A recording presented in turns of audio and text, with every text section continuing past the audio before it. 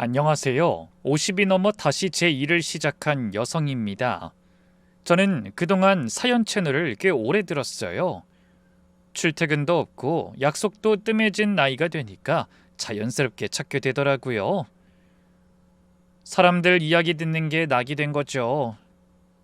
억울한 사람이 이기는 이야기를 들으면 제 속이 뻥 뚫리는 기분이랄까요? 그런데 솔직히 그런 생각을 했어요. 나한테는 저런 일이 없을 거야. 50 넘도록 큰 탈 없이 살아온 사람. 남들 보기에 그냥 평범하게 조용하게 살아온 사람. 그래서 내 삶은 드라마가 없다고. 사연 채널에 나올 만한 사람이 아니라고요. 근데 큰 착각이었어요. 그렇게 믿고 산 사람이 더 위험하더라고요. 오늘 제가 여기 글을 올리는 건 동정받고 싶어서가 아니에요. 혹시 이유는 모르겠는데 집에서 왠지 불편하신 분이 계실 것 같아서요. 뭔가 이상한데 설명이 안 된다. 그런 느낌이 든다면 그냥 지나치지 마셨으면 해서요. 그 이야기 지금 시작해 볼게요. 저는 충청도 작은 읍내에서 태어났어요. 남매가 넷이었는데 아버지는 공장 다니고 엄마는 밭일을 나가는 집이었거든요. 넉넉하지 않았어도 굶거나 한 건 아니었는데 항상 뭔가 빠듯했죠. 고등학교 때부터 저는 학교 끝나고도 아르바이트를 했어요. 등록금이 무서워서 대학 생각은 못했고 대신 자격증을 따자 싶었어요. 그래서 간호조무사 공부를 독학했어요. 23세 자격증을 따고 서울로 올라왔는데 지금 생각하면 대단한 용기였는데 그때는 그냥 당연한 수순처럼 느껴졌어요. 올라가야 뭔가 있을 것 같았거든요. 고향 읍내에서는 답이 안 나온다는 걸 어린 나이에도 알고 있었나 봐요. 처음 몇 년은 정말 빠듯하게 살았어요. 내과 병원 한 곳에서 일하면서 고시원 생활을 했거든요. 한 평 반짜리 방에 침대 하나만 겨우 들어가고 공용 화장실 쓰고 근데 이상하게 그 시절이 제 인생에서 제일 자유로웠어요. 내 돈으로 먹고 쓰고 아무도 뭐라 안 했어요. 몇 년쯤 지나서 다른 병원으로 이직도 하고 월세방도 구하고 그때가 27쯤 됐어요. 그 나이엔 주변에서 슬슬 결혼 얘기가 나오기 시작하거든요. 저는 딱히 서두를 마음이 없었는데 병원 동료가 하도 소개해준다고 해서 따라 나간 자리가 있었어요. 거기서 지금의 남편을 만났습니다. 남편을 처음 봤을 때 첫눈에 반하고 그런 건 아니었어요. 키가 크고 인상이 뚜렷한 편이긴 했는데 말을 거의 안 하는 사람이었거든요. 제가 이것저것 물어봐야 짧게 대답하고 대신 제 이야기를 아주 잘 들어줬어요. 고개를 끄덕이고 눈을 맞추면서요. 그게 인상 깊었어요. 당시에 제 주변 남자들은 다 자기 얘기만 하던 시절이라서요. 헤어질 때 남편이 이렇게 말했어요. 다음에 또 뵐 수 있을까요? 짧지만 직접적이었어요. 질문이지만 사실 의사표현이잖아요. 전 그게 마음에 들더라고요. 사귀는 동안 남편은 한 번도 꽃을 사온 적이 없었어요. 근데 어느 날 비가 쏟아지는데 퇴근하는 저한테 우산을 들고 나타난 적이 있었거든요. 그때 저는 이 사람이다 싶었어요. 말 대신 행동으로 하는 사람. 화려하진 않지만 믿을 수 있는 사람. 근데 지금 이 얘기를 하자니 쓴웃음이 나오네요. 결혼 전에 딱 한 번 크게 싸운 적이 있어요. 제가 결혼하고 나서도 병원 일은 계속하고 싶다고 했거든요. 그랬더니 남편이 한참을 조용히 있다가 이렇게 말하는 거예요. 내가 다 책임질 건데 왜 괜한 고생을 해? 내가 먹여 살린다니까. 그 말이 그때는 얼마나 좋게 들렸는지 몰라요. 드디어 기댈 수 있겠다, 쉴 수 있겠다 싶었죠. 지방에서 올라와서 혼자 발버둥 쳐온 세월이 있었으니까요. 그 말 한마디가 참 고마웠어요. 근데 나이 들고 보니까 알겠더라고요. 그게 답이 아니었다는 걸요. 그 이후로 제 이름보다 누구 부인이나 누구 엄마로 더 많이 불렸어요. 딸이랑 아들 하나씩 낳고 지금까지 그렇게 살았어요. 자격증은 서랍 안에 있었고 또 그게 당연한 줄만 알았죠. 이 정도면 충분하다고 생각했으니까요. 근데 거기서부터 시작이었어요. 내가 하고 싶은 걸 내려놓게 만들고 책임진다는 말 뒤에 통제가 숨어 있다는 걸 몰랐죠. 결혼 초반에는 나쁘지 않았어요. 딸 낳고 셋이 밥 먹고 주말에 산책 나가고 남편은 무뚝뚝했지만 살림도 뭐가 필요하다 하면 군말 없이 다 해줬어요. 그게 제가 기대했던 그림이었거든요. 평범하고 안정적인 가정. 근데 그 안에서 저는 조금씩 지워지고 있었던 것 같아요. 그리고 지금 돌아보면 남편한테 특이한 습관이 있었어요. 매일 밤 꼭 물어보는 게 있었거든요. 오늘 뭐 했어? 누구 만났는데? 어디 갔다 왔는데? 처음엔 그냥 그러려니 했어요. 관심이라고 생각했어요. 근데 그게 매일 반복되는 거예요. 심지어는 집에 있었다고 해도 또 뭐 했냐고. 드라마 봤다, 책 읽었다 그러면 끄덕이고 넘어가는데 그 순간만큼은 뭔가 검사받는 기분이 살짝 들었어요. 근데 그게 관심이 아니라 감시의 연습이었다는 걸 한참 뒤에야 알았어요. 남편이 조금씩 달라지기 시작했는데 사실 처음에는 건강 때문인 줄 알았어요. 어느 날부터 밥상에 앉더니 흰 쌀밥 대신 현미밥으로 바꿔달라고 하는 거예요. 20년 동안 현미밥은 싫다던 사람이. 그리고 저녁을 먹고 나면 혼자 운동복 입고 아파트 단지를 걷기 시작했어요. 담배 피우러 나가는 게 유일한 외출이었던 사람이요. 나이 드니 건강 생각하나 보다. 처음엔 진짜 그렇게만 생각했어요. 오히려 잘 됐다 싶었죠. 2달쯤 지나니까 확실히 티가 나더라고요. 뱃살이 들어가고 얼굴이 좀 갸름해지고. 그런데 어느 주말 아침 남편이 외출 준비를 하길래 어디 가냐고 했더니 이렇게 말하는 거예요. 나 미용실 좀 다녀올게. 제가 순간 귀를 의심했어요. 미용실? 갑자기 왜?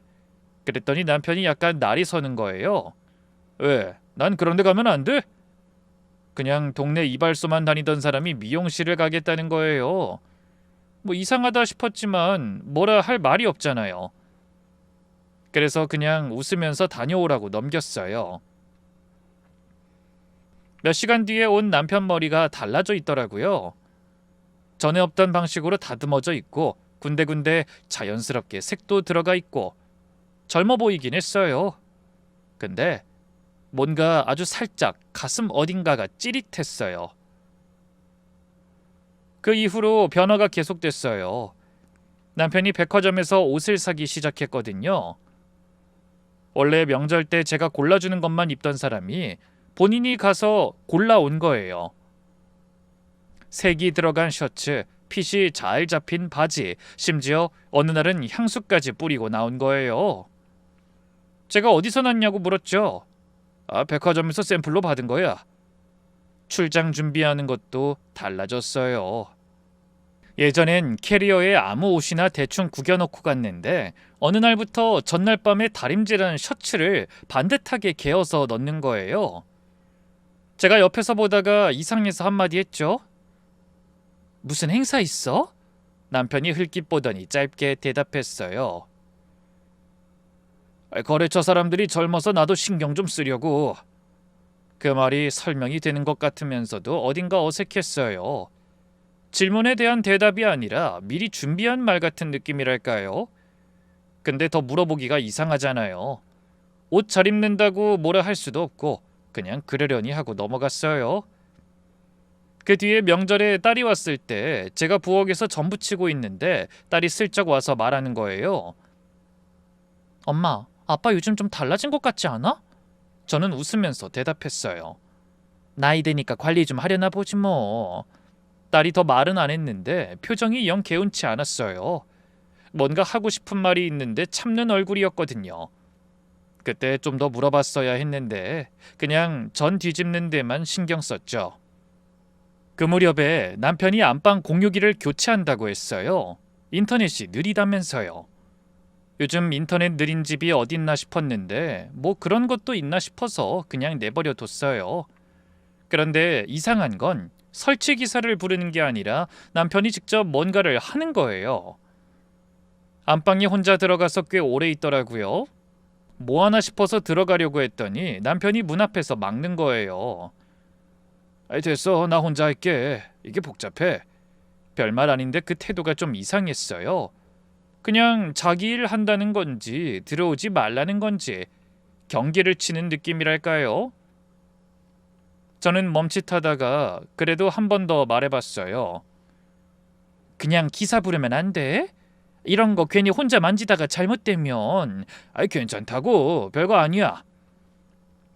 그래도 기계 문제는 전문가한테 맡기는 게 낫지 않아? 그랬더니 남편이 고개를 들어 저를 딱 한 번 봤어요. 표정이 짜증까진 아닌데 더 이상 말 걸질 말라는 눈빛이었어요. 아니 내가 알아서 한다고. 정신없으니까 당신 나가 있어. 그렇게 말하고는 다시 뭔가를 만지작거리는 거예요. 저는 더 말을 붙이기가 어색해서 그냥 나왔어요. 사실 그게 이상하게 느껴지지 않은 이유가 있었어요. 남편이 원래 형광등 가는 것부터 보일러까지 집안에 뭔가 문제가 생기면 남편이 다 알아서 처리했어요. 괜히 기사 부르면 돈만 나간다. 이 정도는 내가 본다. 그러면서요. 그게 오랫동안 이어온 방식이라서 안방에서 혼자 뭔가 한다는 것 자체가 그냥 평소의 남편처럼 보였어요. 그래서 의심이란 게 생길 틈이 없었던 거예요. 전 결국 멋쩍게 나왔어요. 근데 돌아보면요. 그 모든 게 신호였어요. 근데 저는 그걸 보면서도 안 봤어요. 봤는데 못 본 척 했다는 게 맞겠죠? 그 오랜 시간을 같이 산 사람인데 설마 하는 마음이 있었던 거예요. 그 무렵부터였어요. 집에 있는 게 이상하게 불편해지기 시작한 게.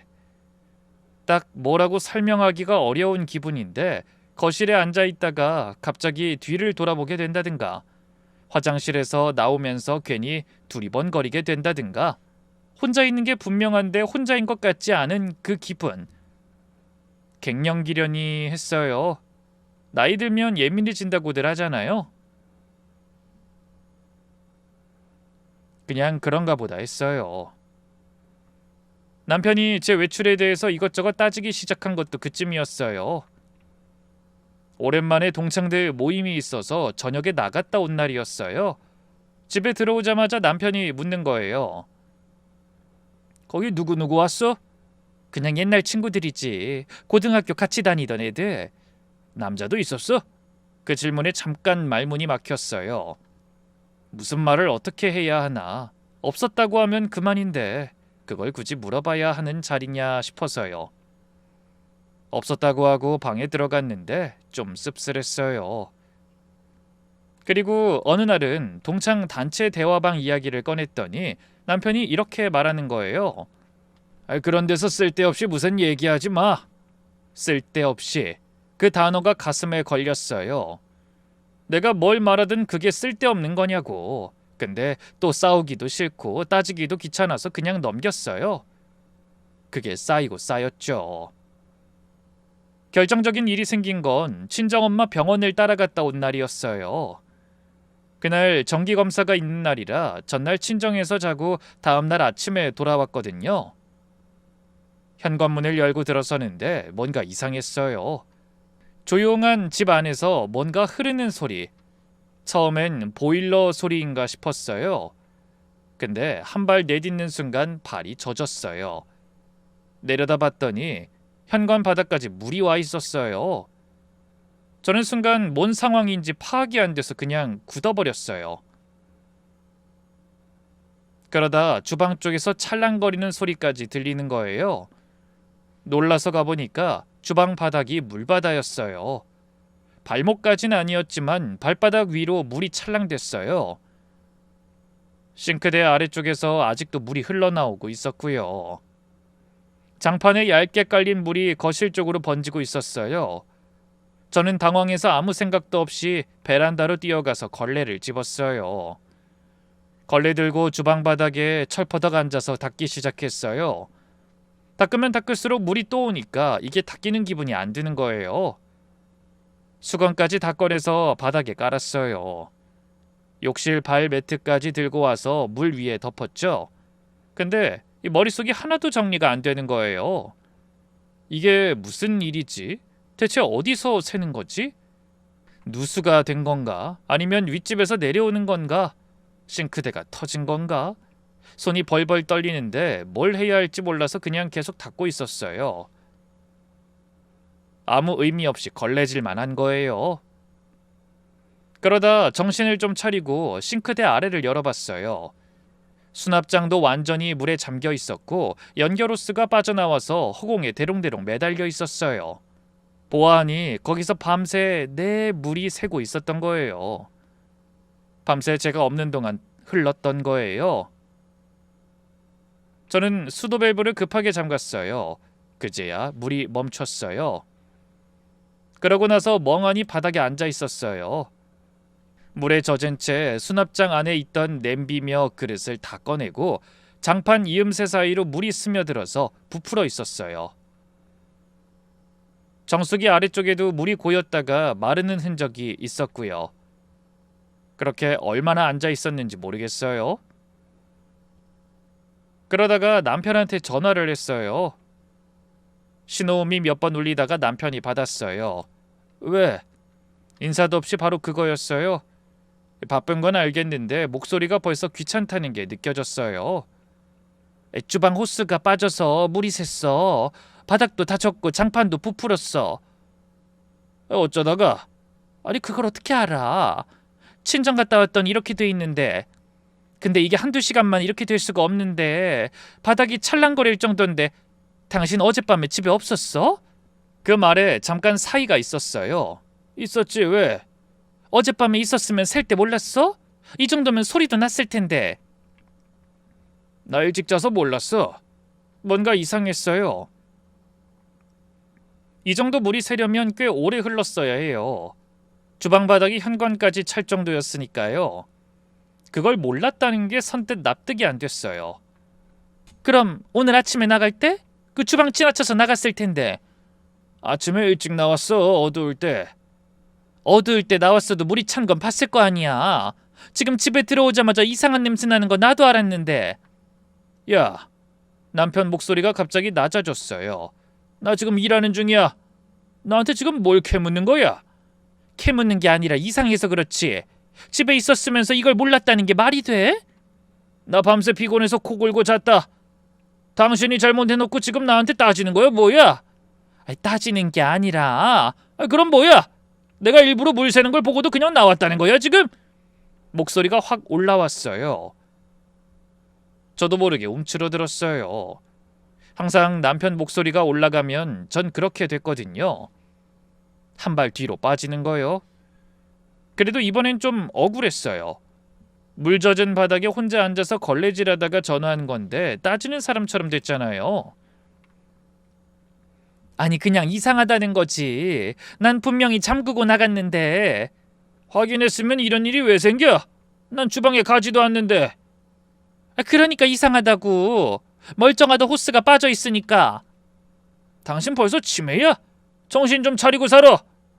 그냥 실수한 거면 실수한 거라고 인정 좀 해. 전화가 끊어졌어요. 저는 한동안 핸드폰을 든 채로 앉아 있었어요. 물 젖은 바닥에 걸레 옆에 쭈그려 앉아서요. 진짜 내가 안 잠갔던 걸까? 아무리 떠올려봐도 아닌 것 같은데. 엄마 병원 가기 전에 한번 쭉 돌아보고 나갔는데 근데 남편한테 따지다가 오히려 제가 이상한 사람이 돼버린 거예요. 내가 요즘 정신이 없었나? 내가 뭔가 놓치고 사는 건가? 그 치매라는 말이 가슴에 콕 박혔어요. 반박을 못하는 말이었거든요. 제가 안 했다는 증거가 없으니까. 억울한데 증명을 못하는 기분이 제일 나빴어요. 결국 바닥 장판 교체하는 데만 일주일이 걸렸어요. 정수기에도 물이 들어가 그런지 필터 경고등이 들어왔고 작동이 되는 건지 찝찝해서 점검을 맡기기로 했어요. 마침 필터 교체 시기도 됐겠다 해서 담당 기사한테 연락을 했어요. 나중에 알았지만 그 물난리 사건부터가 이미 시작이었어요. 다행히 며칠 뒤 오전에 정수기 기사한테서 문자가 왔어요. 오후에 방문 가능한지 확인하는 내용이었어요. 저는 바로 된다고 답했죠.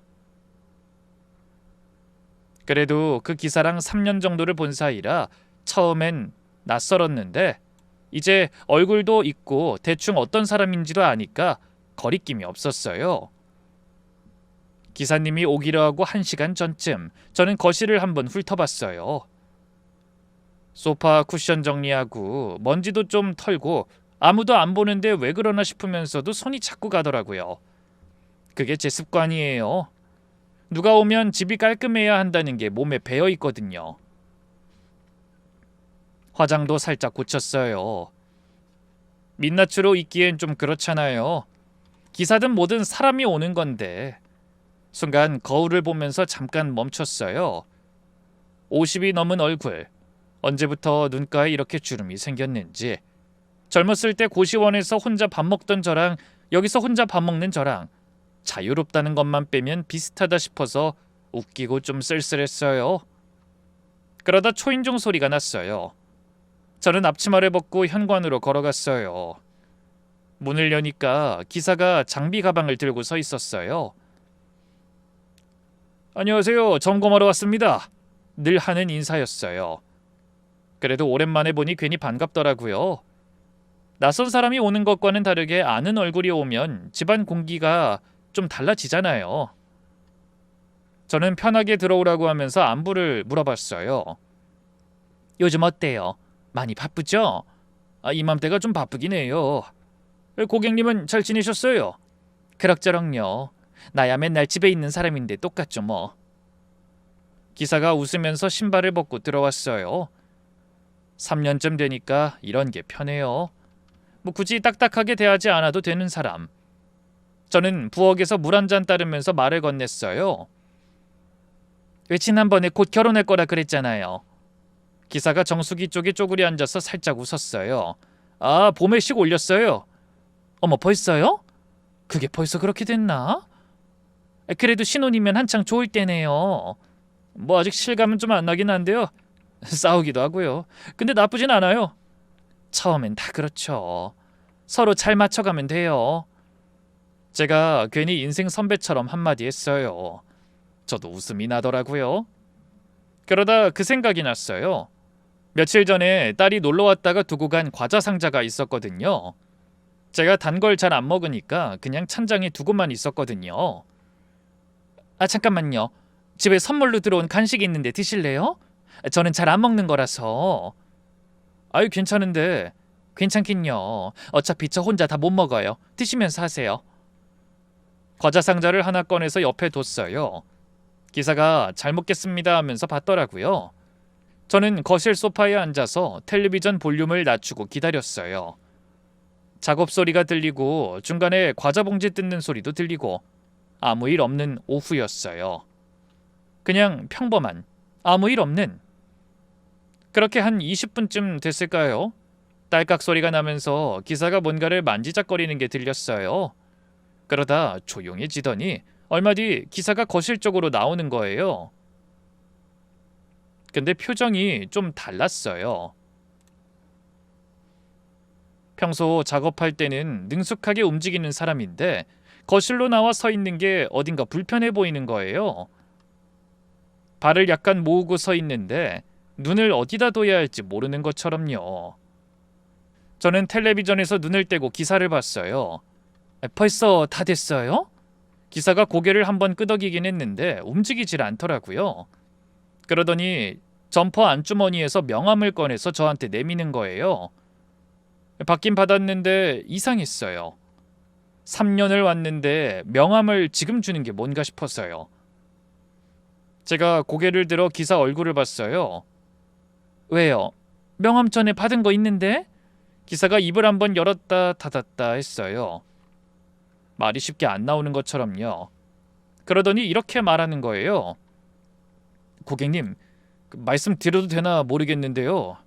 그 말이 공기 중에 멈춘 것 같은 느낌이었어요. 저는 소파에서 일어섰어요. 뭔지 모르지만 일어서야 할 것 같아서요. 그리고 앉아서 얘기하자고 했어요. 기사를 소파에 앉히고 저도 그 맞은편에 앉았어요. 그리고 기사가 잠깐 숨을 고르더니 정수기 쪽으로 먼저 걸어갔어요. 그러더니 저를 불렀어요. 이쪽으로 잠깐 와보실 수 있을까요? 저는 따라갔어요. 기사가 정수기 옆면을 가리켰어요. 측면에 있는 통풍 구멍 쪽이었는데 거길 들여다보라는 거예요. 저는 몸을 숙였어요. 잘 안 보였어요. 기사가 핸드폰을 꺼내 손정등 기능을 켜고 그쪽을 비췄어요. 그리고 순간 봤어요. 작은 렌즈가 있더라고요. 아주 작은데 분명히 렌즈였어요. 동그랗게 빛을 받아 반짝이는 것. 그리고 거기서 아주 얇은 선이 정수기 뒤편으로 들어가 있었어요. 저는 처음에 믿지 않으려 했어요. 여기 원래 이런 부품이 있는 건가? 내가 잘못 보는 거겠지? 그래서 기사한테 물었어요. 이게 원래 있는 거 아니에요? 기사가 고개를 저었어요. 저 10년째 일하는데 이런 게 설치된 적은 없었어요. 지난번 방문 때도 없었고요. 순간 어지러웠어요. 그 자리에서 바닥이 꺼지는 것 같은 느낌이랄까요? 다리에 힘이 빠지는 것도 느껴졌어요. 그 작은 카메라가 왜 이 집에 있을까? 그리고 내가 매일 물 받아 마시는 그 옆에. 저는 그 자리에서 아무 말도 못하고 있었어요. 기사도 말을 안 했어요. 그냥 잠깐 둘 다 거기 서 있었어요. 그러다 제 몸이 먼저 움직였어요. 이성적인 판단을 내린 게 아니에요. 생각보다 몸이 먼저 움직인 거죠. 발이 현관 쪽으로 향하는 게 느껴졌어요. 걸어가서 신발장 앞에 섰어요. 신발을 잡으려는데 손이 안 가는 거예요. 무서운 게 아니라 뭔가 멍한 상태가 되더라고요. 그리고 그대로 문을 열었어요. 저는 맨발로 복도에 서 있었어요. 차가웠어요. 아파트 복도 바닥이 그렇게 차가운 줄 몰랐어요. 그 차가움이 발바닥을 타고 올라오면서 정신이 좀 들었어요. 그리고 곧장 뛰어서 바로 옆집 초인종을 눌렀어요. 지금도 정확히 기억은 안 나요. 거기서 이웃이 나왔을 때 제가 무슨 말을 했는지도 잘 모르겠어요. 어쨌든 112를 눌렀어요. 119를 눌러야 하나 112를 눌러야 하나 순간 헷갈렸는데 경찰이 맞겠다 싶어서요. 전화기 들고 발이 떨리는 걸 느끼면서 저는 복도 바닥에 주저앉았어요. 경찰이 오기까지는 그리 오래 걸리지 않았어요. 두 분이 왔는데 한 분은 젊은 남자였고 한 분은 연배가 있는 여자 경찰이었어요. 제가 신고 내용을 설명하는 동안 기사도 같이 있었고요. 기사가 자기 신분증을 먼저 꺼내 보여주면서 점검 방문 기록이랑 담당 구역 내용을 설명해 줬어요. 경찰이 집안을 살펴보겠다고 했어요. 그때 기사도 제안을 했어요. 저 같이 들어가서 봐도 될까요? 경찰이 기사를 보자 이 말을 덧붙였어요. 제가 이 일을 하기 전에 인터넷 설치 기사 일을 몇 년 했거든요. 배선이나 장치 숨기는 방식 같은 걸 알아서요. 설치 방식을 보면 다른 위치도 추정할 수 있을 것 같아서요. 경찰이 잠깐 생각하더니 허락했어요. 저는 그 말을 들으면서 기사를 다시 봤어요. 분기마다 왔다 갔는데 그런 이력이 있는 줄은 몰랐거든요. 오래 알아도 모르는 면이 있는 거잖아요. 근데 그 순간은 그 이력이 얼마나 다행인지 몰랐어요. 이 사람이 그냥 정수기 기사였으면 카메라를 알아봤을까 싶어서요. 그렇게 넷이서 다시 집을 들어갔어요. 이상하게 집 안에 들어서는데 발이 잘 안 떼졌어요. 아까까지 내가 살던 집이 지금은 낯선 곳 같은 느낌이 들었어요. 경찰이 먼저 정수기 쪽을 다시 확인하고 나서 기사가 집안을 천천히 둘러봤어요. 카메라 설치할 때 보통 전원이 필요하거나 충전식이에요. 그리고 렌즈가 전방을 향해야 하니까 사람이 많이 있는 공간, 눈에 잘 안 띄는 물건에 숨겨두는 경우가 많아요. 기사가 거실을 천천히 보더니 텔레비전 옆 선반 위에 있는 액자 쪽으로 걸어가는 거예요. 작은 액자였어요. 남편이 6개월 전쯤 백화점에 갔다가 세일한다고 사다 준 거였는데 저도 예쁘다고 좋아했어요. 작은 식물 그림이 들어있는 거였거든요. 기사가 액자를 조심스럽게 들어 뒤집어 봤어요. 뒤쪽 프레임 안쪽에 뭔가 붙어 있었어요. 여기도 있습니다. 경찰이 다가와서 확인했어요. 액자 뒷면에 아주 작게 붙어 있는 장치. 정수기에 있던 것과 비슷한 방식이었어요. 저는 그 순간 아무 말도 못했어요. 다른 사람도 아니고 남편이 사다 준 선물이었어요. 근데 그게 이런 거였다는 게 소름이 끼치더라고요. 수색이 계속됐어요. 경찰하고 기사는 안방으로 들어갔어요. 경찰이 꼼꼼히 살피다가 화장대 쪽으로 갔어요. 제가 매일 아침 세수하고 앉는 거울이에요. 로션 바르고 머리 빗고 혼자 있을 때 좀 울기도 했던 공간이에요. 그게 왜인지 그 순간 떠올랐어요. 그런데 여자 경찰이 조용히 말했어요. 여기도 있네요. 아마 제가 들으면 충격을 받을 것 같아서 그러셨던 것 같은데 그게 더 선명하게 들렸어요. 저는 그 자리에서 주저앉았어요. 안방 바닥에. 그냥 무릎이 꺾이는 것처럼요. 여자 경찰이 제 옆으로 앉았어요. 아무 말도 안 하고 그냥 옆에만 있었어요. 그게 오히려 다행이었어요. 그때 누가 괜찮냐고 물어봤으면 분명 무너졌을 거예요. 뒤에 경찰이 장치를 수거하면서 설명해 줬어요. 인터넷으로도 쉽게 살 수 있는 초소형 장치라고요.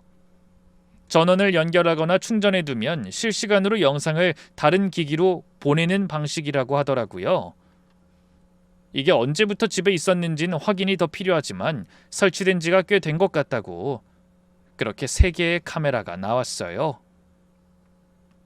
정수기, 거실 액자, 화장대, 거울까지. 제가 하루에도 수십 번씩 지나치는 곳들이었어요. 경찰이 물었어요.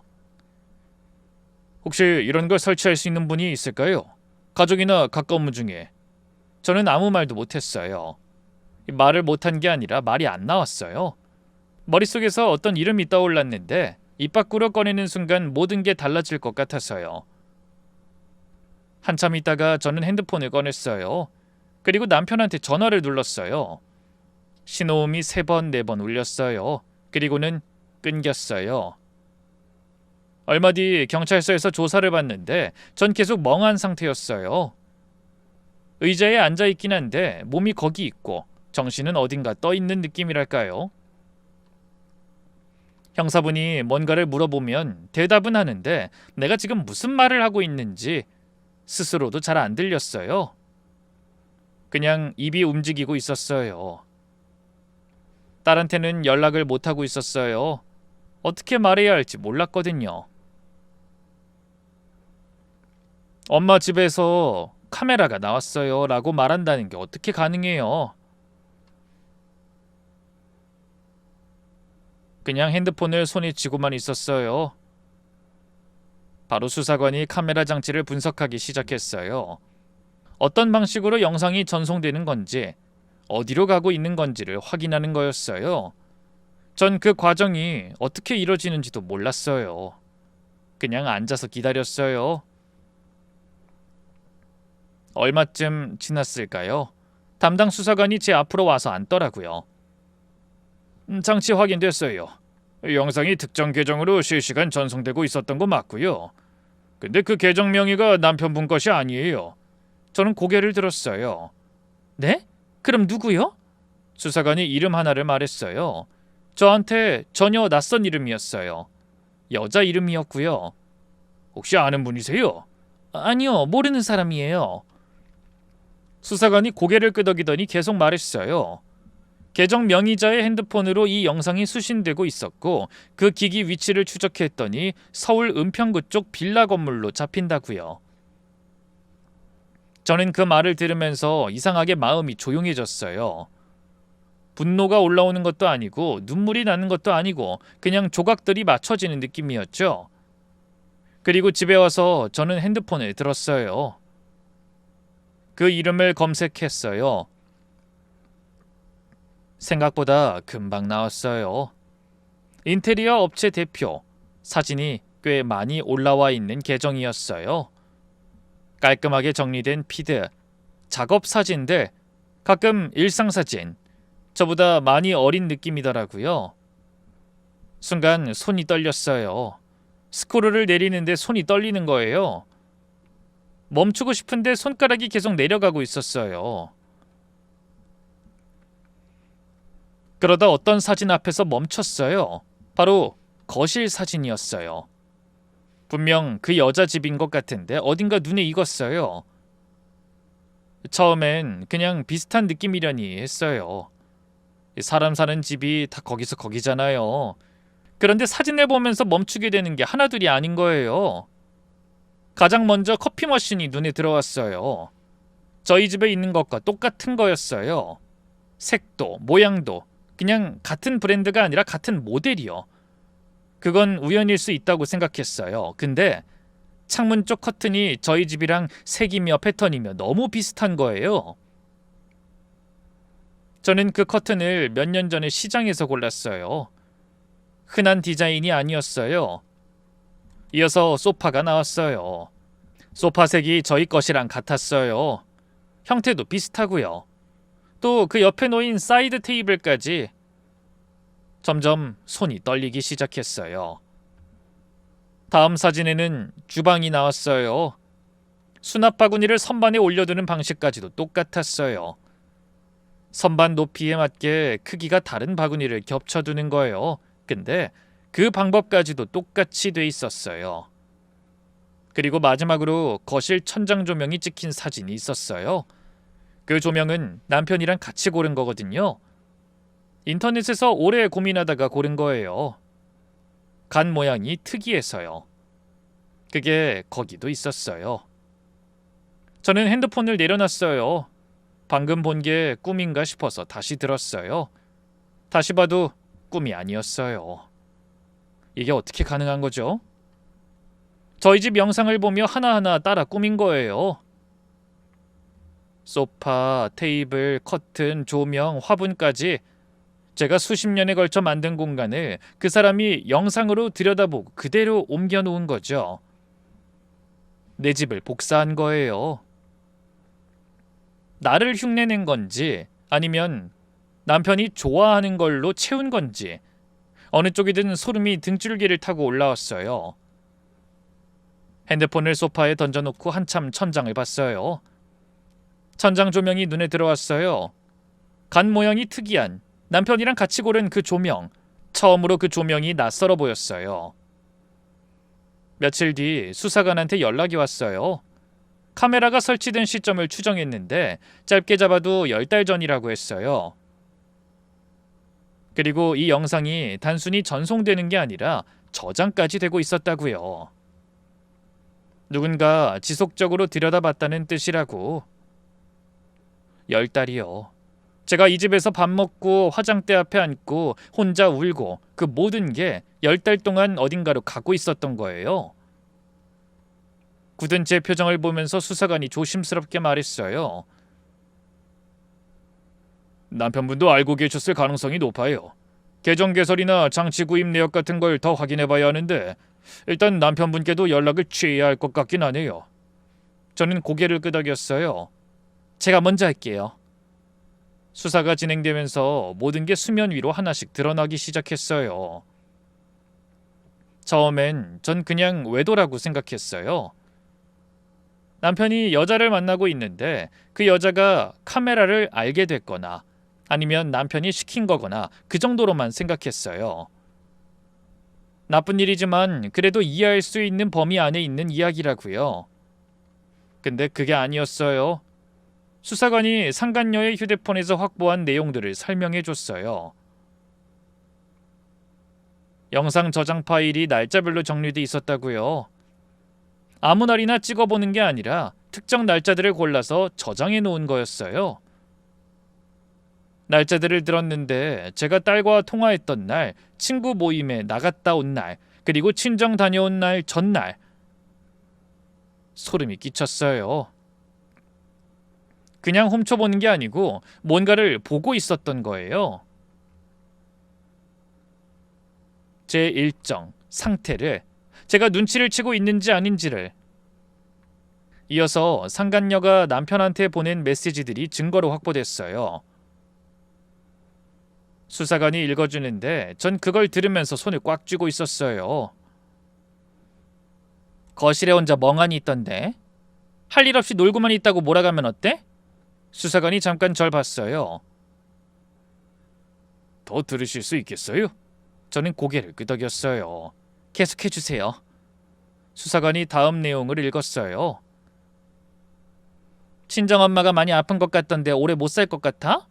어때? 그때 되면 그 여자도 정신 없을 테고 감정적으로도 많이 약해질 거야. 그때가 타이밍으로 괜찮지 않아? 저는 그 순간 숨이 막혔어요. 엄마 얘기였어요. 병원을 자주 다니고 편찮은 것도 영상으로 보고 남편한테 말하면서 엄마가 돌아가시면 제가 다 무너질 거라고. 그때 이혼을 들이밀면 쉽겠다고 생각한 거죠. 우리 엄마 수명을 놓고 좋은 타이밍으로 계산하고 있었던 거예요. 저는 그 순간 뭔가가 확 치밀어 올랐어요. 아까까지는 그냥 손을 꽉 쥐고 있었어요. 분노가 올라오는 걸 꾹 누르고 있었어요. 근데 그 문장을 듣는 순간엔 누를 수가 없었어요. 사람이 이럴 수가 있구나. 아픈 노인이 언제 죽는가를 계산하면서 그게 기회라고 얘기하는 사람이 세상에 있구나. 수사관이 저를 봤어요. 괜찮으세요? 계속해도 될까요? 저는 괜찮다고 하려다가 말을 못했어요. 괜찮지 않았거든요. 처음으로 눈물이 날 것 같았어요. 슬퍼서가 아니라 너무 더러워서요. 이렇게까지 더러운 걸 제 눈앞에 들이밀었을 때 나오는 눈물 같은 것 있잖아요. 그리고 일부러 답답하지 않았어요. 절대 할 말이 없어서가 아니라 지금 입을 열면 다른 말이 나올 것 같아서요. 수사관이 잠깐 절 보다가 다음 내용을 읽었어요. 저번에 물난리 이후로 자기도 못 믿는 것 같아. 이 상태면 크게 싸우지 않아도 될 거야. 저는 눈을 감았어요. 물 사건. 제가 치밀냐는 소리 들으면서 혼자 바닥 닦던 그날, 그게 상간녀한텐 좋은 소식이었던 거예요. 그때부터 한 가지는 확실해졌어요. 이건 절대 합의 같은 걸로 끝낼 일이 아니라는 걸요. 이어서 수사관이 말했어요. 그 물난리 사건도 저희가 확인해 봤는데요. 네. 친정에 가신 날 아파트 출입 기록을 확인해 보니까 공동 현관 기록에 다른 출입 기록이 있었어요. 그날 저녁 저희가 관리사무소에 협조받아서 복도 화면도 확인했고요. 강 씨가 지켰더라고요. 현관 앞에서. 머릿속이 하얘졌어요. 그 일도 제 실수가 아니었어요. 누가 들어온 거였어요. 제가 없는 사이 집에 들어와서 일부러 호스를 빼놓고 나간 거였어요. 남편이 비밀번호를 알려준 거겠죠? 수사관이 대답 대신 고개를 한번 끄덕였어요. 저는 한동안 말을 못했어요. 그 치매라는 말이 다시 귓가에 들리는 것 같았어요. 남편이 그 말할 때 이미 알고 있었던 거예요. 호스가 왜 빠졌는지, 누가 들어왔는지 알면서 저한테 치미냐고 했던 거예요. 그리고 마지막 메시지를 수사관이 담담하게 읽었어요. 당신이 못하면 내가 직접 처리할게. 그 처리가 뭔진 끝까지 밝혀지지 않았어요. 근데 그 말이 제일 오래 머릿속에 남았어요. 저를 없애려 한 게 아니었어요. 그것보다 더 잔인한 방식이었던 거죠. 제가 스스로 무너지게 만드는 것. 이유도 모른 채 불안해하고 자기 자신을 의심하고 지쳐서 먼저 나가 떨어지게 만들어 이혼도 제가 먼저 원하게끔, 아무것도 모르고 서명하게끔요. 그 계획이 10달 넘게 진행되고 있었던 거예요. 수사관이 자료를 정리하는 동안 저는 잠시 자리에 앉아 있었어요. 손이 차가웠어요. 분노가 안에서 끓고 있는 건 아는데 그게 밖으로 안 나오는 거예요. 평소에 저였으면 아마 울었을 거예요. 손을 떨었을 거예요. 그런데 이상하게 그날은 그러질 않았어요. 안에서 뭔가가 단단해지는 게 느껴졌어요. 부서지는 게 아니라 굳어지는 거요. 저는 형사분한테 물었어요. 저 하나만 여쭤볼게요. 이 사람들 법적으로 어떻게 할 수 있는 거예요? 형사분이 자세를 좀 더 똑바로 했어요. 불법 촬영이고요. 거주지 침입에 정보통신망 침해도 같이 걸려요. 두 사람 공모관계도 메시지로 입증되니까 같이 갈 거예요. 민사로는 이혼 소송의 위자료 손해배상까진 가능하고요.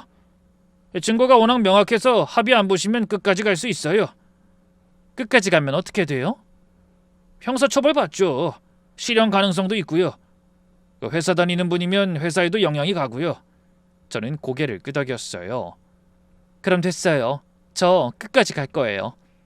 형사분이 저를 잠깐 봤어요. 평소에 봐온 피해자들이랑 좀 다른 반응이었나 봐요. 저는 그 시선에 답하지 않고 핸드폰을 꺼냈어요. 제가 먼저 전화할게요. 남편한테. 괜찮으시겠어요? 괜찮아요. 그냥 집으로 오라고만 할 거예요. 남편 번호를 눌렀어요. 한 번에 안 받았어요. 겨우 세 번째 받았어요. 왜? 지겹게 들은 그 목소리였어요. 아무것도 모르는 척하는 그 톤. 저는 그 목소리가 어떻게 그렇게 일정한지 신기할 정도였어요. 10달 넘게 저를 들여다보던 사람이 어떻게 이런 목소리를 유지할 수 있는지. 집으로 와. 갑자기 왜? 나 출장 중인 거 당신도 알잖아. 알아. 그래도 와. 무슨 일인데 말을 해야지. 저는 잠깐 멈췄어요. 어떻게 말할까 생각했어요. 카메라 얘기하면 남편이 분명 준비하고 올 거예요. 모른 척 변명할 준비를요. 그래서 그냥 말했어요. 오면 알아. 남편이 잠깐 침묵했어요. 그 침묵이 길었어요. 머리 굴리는 소리가 전화기 너머에서 들리는 것 같았어요. 알았어, 저녁에 갈게. 응, 와. 전화를 끊었어요. 저는 핸드폰을 가만히 내려놓고 거실을 둘러봤어요. 다행히 카메라는 다 수거됐는데 카메라 흔적이 있던 자리들은 다 비어 있었어요. 정수기 옆, 액자 자리, 화장대 거울. 그 빈자리들을 보면서 전 한 가지 결정했어요. 남편이 들어오면 가장 먼저 무슨 말을 해야 할까? 어떤 표정과 눈으로 남편을 볼까를 생각했어요. 어떤 첫마디가 어울릴까? 그러다 부엌으로 갔어요. 일단 큰 양동이를 꺼냈어요. 베란다 청소할 때 쓰는 거예요. 그걸 들고 욕실로 가서 물을 틀어 가득 채웠어요. 저 혼자 들기도 무거웠어요. 물이 출렁였어요. 그리고 거실로 옮겼어요. 현관에서 가장 잘 보이는 위치에 두고 그 옆에 의자를 끌어다가 놓고 앉았어요. 그리고 남편이 오기만을 기다렸어요. 기다리는 동안 별 생각이 없었어요. 머릿속이 조용했어요. 분노는 분명히 있었는데 갈수록 차갑게 가라앉아 있는 느낌이었어요. 형사분이 한 번 와서는 괜찮냐고 물었어요. 옆방에서 다 보고 있겠다고. 저는 고개만 끄덕였어요. 그리고 늦은 저녁 도어록 누르는 소리가 났어요. 남편이 캐리어를 끌고 들어오더라고요. 평소처럼요. 손에는 출장 갈 때 들고 가던 노트북 가방까지 정말 출장 끝나고 들어오는 사람처럼 보이게요. 그 디테일이 더 화났어요. 끝까지 평범한 척 하려는 게. 남편이 거실로 한 발 들어왔을 때 저는 일었었어요. 그리고 남편이 저를 봤어요. 그리고 옆방에서 형사가 살짝 보이는 걸 봤어요. 표정이 한 박자 굳었어요. 정말 짧은 순간이었는데 저는 봤어요. 알아본 거예요. 뭔가를 들켰다는 걸. 그러더니 남편 표정이 바로 바뀌었어요. 이게 무슨 일이야? 집에 누가 왔어? 저한테 묻는 거예요. 놀란 척을 하면서. 캐리어 손잡이를 놓지도 않은 채로요. 그 순간에도 연기를 하는구나 싶었어요. 나랑 사는 내내 이렇게 살아왔구나. 저는 양동이를 들었어요. 무거웠는데 그 순간엔 무거운지 몰랐어요. 들어서 그대로 남편한테 끼얹었어요. 물이 남편 머리부터 발끝까지 쏟아졌어요. 어깨로 흘러내리고 셔츠가 들러붙고 캐리어로 떨어지고 바닥까지 쫙 퍼졌어요. 남편이 숨을 헉 들이마시는 소리가 났어요. 뭐 하는 거야? 남편 목소리가 컸어요. 머리에서 물이 뚝뚝 떨어지는데도 그 자세 그대로 서서 노려보는 거예요. 그 눈빛이 평소에 그 사람이었어요. 무서워서가 아니라 화나서 자기가 당했다는 게 어이없어 하는 그 눈이요. 저는 양동이를 내려놓고 그 사람을 마주봤어요. 기분이 어때? 미쳤어 당신? 기분이 어떠냐고 묻잖아. 갑자기 물벼락 맞은 기분 어때? 이게 무슨... 내가 그날 어땠는 줄 알아? 저는 한 발 다가갔어요. 남편이 겁나는지 한 발 물러섰어요. 물이 계속 떨어지고 있었어요. 친정 갔다 와서 현관 들어서는데 발이 젖어. 들어가니까 주방 바닥이 찰랑거려. 걸레 들고 2시간을 닦았어. 혼자. 누수인 줄 알고 가슴 졸이면서. 그러다가 당신한테 전화했지. 그랬더니 당신이 뭘 했어? 남편이 말을 안 했어요. 치매냐고 했지. 정신 차리고 살라고. 근데 그 말을 왜 했는지 지금은 다 알아. 저는 거실 한복판을 가리켰어요. 여기서 시작된 거잖아. 당신이 그 여자한테 비밀번호 알려줘서 그 여자가 들어와서 호스 빼놓고 나간 거. 당신은 그날 밤 그 여자랑 같이 있었고 알면서 모르는 척했지. 자기 마누라 치매로 만들어 놓고. 그러니까 재밌디? 남편이 입을 열려고 했어요. 입 다물어! 순간 제 목소리가 그렇게 나올 수 있다는 걸 그때 처음 알았어요. 미안하다는 소리 한 번만 더 하면 내가 이 집 물 다 퍼서 끼얹을 거야. 알았어? 나 오늘 당신한테 묻고 싶은 거 하나밖에 없어. 알아? 그 여자 집 사진 다 봤어. 거실, 주방, 조명, 커튼, 소파, 화분까지. 다 우리 집이던데? 똑같이. 왜 그렇게 만들었어? 남편이 고개를 숙였어요. 왜냐고 말해! 저는 한 번 더 물었어요. 남편이 한참 있다가 작게 말했어요. 그 여자가 만일을 대비해서 당신이 물어볼 때 그 집에서 사진 찍어 보내도 우리 집이라고 할 수 있게 그렇게 꾸미자고 한 거야. 저는 그 자리에 잠깐 멈춰 섰어요. 들으면서도 믿어지지 않는 말이었어요. 제가 남편한테 당신 어디냐고 물을 때를 위해서, 사진 한 장 보내달라고 할 때를 위해서 그 여자가 자기 집을 우리 집과 똑같이 만들어 놓은 거예요. 그러면 어느 각도에서 찍어도 우리 집이라고 우길 수 있으니까. 이 인간들한테는 알리바이 세트장이었던 거예요. 그래서 거실 천장 조명부터 커튼까지 다 똑같이 산 거야? 저는 헛웃음이 나왔어요. 정말로 웃음이 나왔어요. 너무 어이가 없어서요. 당신은 그 여자가 이 정도까지 한 거 보면서 무섭지도 않았어? 멀쩡한 사람이야 그게? 다 같이 짜고 있었지? 우리 엄마 곧 죽을 것 같다고 그랬어? 그때가 타이밍이라며? 남편 얼굴이 그때 처음으로 무너졌어요. 그건 진짜 그 말은 내가 한 게 아니라 당신이 내 하루하루를 그년한테 다 갖다 바친 거야. 둘이 그걸 가지고 계산했고. 저는 거기서 잠깐 숨을 골랐어요. 내 인생을 너희 둘이 게임처럼 굴렸다고. 동물원 동물 보듯 구경하면서. 남편이 의자에 풀썩 주저앉았어요. 옷은 다 젖어 있고 머리에서 물이 계속 떨어졌어요. 그 모습이 안 돼 보이지 않았어요. 정말로 안 됐다는 마음이 한 톨도 안 드는 게 신기했어요. 저는 의자 위에 앉아있는 남편 앞에 바로 섰어요. 한 가지만 더 말할게. 나 절대로 합의 안 봐. 끝까지 갈 거야. 형사로도 가고 이혼 소송, 위자료도 다 청구할 거고 회사에도 다 알려질 줄 알아. 당신이 쌓아온 거 그게 다 무너질 때까지 갈 거라고. 남편이 고개를 들었어요. 나 그래도 그동안 사정하고 그럴 생각하지 마. 어차피 안 들어줄 거니까.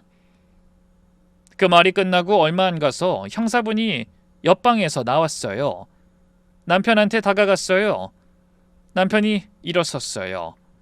옷에서 물이 뚝뚝 떨어지면서 저는 그 모습을 끝까지 봤어요. 한 발도 비키지 않았고 남편이 형사분과 같이 현관 쪽으로 갈 때 마지막으로 한 번 저를 돌아봤어요. 뭔가 말하려 입을 달싹였어요. 저는 손을 들어서 막았어요. 입 다물고 가. 당신 말할 자격 없어. 남편이 그대로 나갔어요. 그리고 문이 닫혔어요.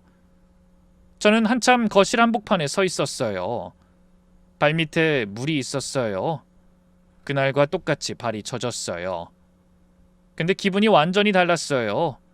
그날은 무서웠는데 오늘은 안 무서웠어요. 얼마 뒤 고소장이 접수됐어요. 남편과 상간녀 둘 다요. 상간녀 쪽에서는 발뺌을 했어요. 자기는 그냥 영상을 받아서 본 것뿐이고 직접 설치하지 않았다고. 카메라 설치는 남편이 다 한 거니까 자기는 모른다고. 그런데 메시지들이 다 나왔잖아요. 그리고 결정적으로 제가 요청했던 덕에 아파트 복도 화면에 찍힌 게 있었어요.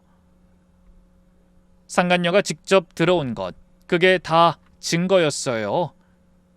그냥 받아서 봤다는 말이 성립이 안 된 거죠. 결국 공모관계가 입증됐어요. 남편 쪽은 처음엔 이혼을 거부했어요. 일방적으로 통보할 수 없다고. 그러면서 변호사를 통해 연락이 왔는데 재산분할은 협의하자고 하더라고요. 그런데 전 끝까지 거절했어요. 소송으로 가자고 전해줘요. 그러니까 남편 태도가 조금씩 달라지더라고요. 소송이 진행되면 회사에도 알려질 수 있고 주변에도 다 알려지는 거잖아요. 그게 두려웠던 것 같아요. 근데 이미 늦었어요. 수사 과정에서 회사 쪽 계정 조회가 이뤄지면서 알려질 건 알려지더라고요. 남편이 오래 다니던 직장에서 사실상 권고사직을 받았다는 얘기를 나중에 들었어요. 오래 쌓아온 게 그렇게 됐어요. 그리고 거기서 반전이 하나 더 있었어요. 재판이 진행되는 도중에 상간녀가 남편을 상대로 민사소송을 낸 거예요. 자기도 피해자라면서요. 3년 동안 사귀면서 이혼해준다는 말만 믿고 기다렸는데 경제적으로도 손해를 봤다고. 그 얘기를 들었을 때 저는 어이가 없어서 잠깐 웃었어요. 옆에 있던 딸이 묻더라고요. 엄마 왜 웃어? 자업자득이란 말이 이런 데 쓰는 거구나 싶어서. 남편이 저랑 상간녀 두 여자한테 소송을 당하는 상황이 된 거예요. 그 사이에서 누구한테 무슨 말을 어떻게 했는진 모르겠지만 결국 혼자 다 감당하게 된 셈이죠. 재판은 길게 가지 않았어요. 증거가 명확했으니까요. 그리고 이혼이 확정되고 아파트랑 위자료를 다 받았어요. 변호사가 충분히 잘 됐다고 했는데 저는 금액보다 다른 게 더 좋았어요. 판결문에 제 이름 석자가 쓰여 있는 거예요. 재판이 다 끝나고 나오는 길에 딸이 제 팔짱을 꼈어요. 엄마, 밥 먹으러 가자. 맛있는 거. 그래, 우리 딸 먹고 싶은 걸로 먹자. 안 돼, 지금부터는. 엄마가 먹고 싶은 걸로 골라. 저는 잠깐 생각했어요. 오랫동안 제가 먹고 싶은 걸 골라본 적이 없었던 것 같아서요. 뭘 먹고 싶은지 생각하는 것 자체가 낯설었어요. 순두부찌개. 고작 그거야? 제일 잘하는 데 찾아보자. 그날 저녁 순두부찌개가 얼마나 맛있었는지 몰라요. 특별한 음식도 아닌데 그냥 제가 먹고 싶어서 고른 거라서 그랬나 봐요. 며칠 뒤에 저는 서랍 깊숙이 있던 봉투 하나를 꺼냈어요. 간호조무사 자격증이 들어있는 봉투요. 종이가 좀 누래져 있었어요. 세월이 그렇게 됐으니까요. 근데 내용은 그대로였어요. 이게 아직 유효한지, 복직을 하려면 어떻게 해야 하는지 알아보기 시작했어요. 드디어요. 그리고 지금 저는 동네에 있는 요양병원에서 파트타임으로 일하고 있어요. 처음 복직 준비할 때는 막막했어요. 20년 가까이 현장에서 떠나 있었으니까요. 보수 교육도 받아야 했고 업무 방식도 새로 익혀야 했어요. 근데 이상하게 몸이 다 기억하고 있었어요. 처음 병원 복도를 걸었을 때 소독약 냄새가 나는데 낯설지가 않은 거예요. 오히려 마음이 좀 놓이는 것 같았죠. 시간이 어느 정도 마무리되고 나서 정수기 기사한테도 감사 인사를 전해야 할 것 같아서 연락을 했어요. 고맙다는 인사 뒤에 저는 궁금했던 걸 물어봤어요. 그날 말하기 어려운 얘기였을 텐데 왜 말해주셨어요? 기사가 잠깐 있다 대답했어요. 저도 고민했어요. 말했다가 괜한 일에 끼는 건 아닐까. 제가 잘못 본 건 아닐까. 근데 계속 마음에 걸려서요. 제가 이 집 담당인데 알면서 그냥 지나가면 안 될 것 같았어요. 그 말을 들으면서 뭔가 따뜻해지는 게 있었어요. 저도 그날 경황이 없어서 뭐라 말도 못하고 막 나가버려서 죄송했어요. 아니에요. 잘하신 거예요. 그 말이 오래 마음에 남았어요. 저도 그렇게 생각해요. 그걸 남편한테 전화를 먼저 했다면 지금쯤 어떤 상황이 됐을까요?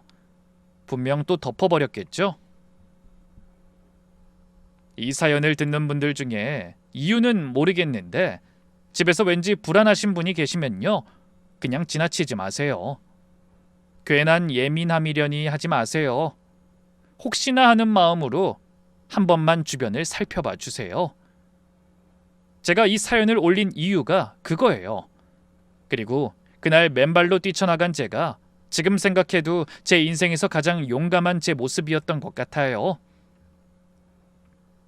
여러분도 그런 용기를 내서 자기 삶을 사는 엄마, 싸울 줄 아는 사람이 되셨으면 좋겠습니다. 긴 사연 들어주셔서 감사해요.